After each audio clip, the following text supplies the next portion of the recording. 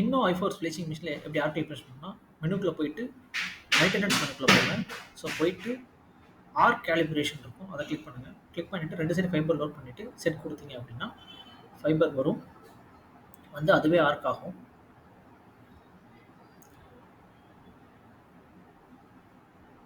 Arc ஆகி முடிச்சதுக்கப்புறம் value show பண்ணும். ஒரு சைடு 11 வருது, இன்னொரு சைடு 5 வருது. ஸோ 2 சைடு வந்து கரெக்டாக இல்லை, அதனால் மறுபடியும் கேல்குலேட் பண்ணணும். மறுபடியும் ஓப்பன் பண்ணிட்டு ஃபைபர் லோட் பண்ணிவிட்டு அகைன் செட் கொடுங்க.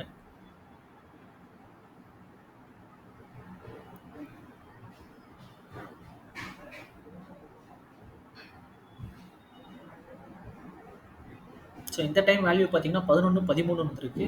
ஸோ கரெக்டாக வரல, 2 சைடு வந்து க்ரீனாக வரணும், வந்தால் தான் வந்து ஓகேன்னு அர்த்தம். மறுபடியும் லோட் பண்ணிட்டு செட் கொடுங்க.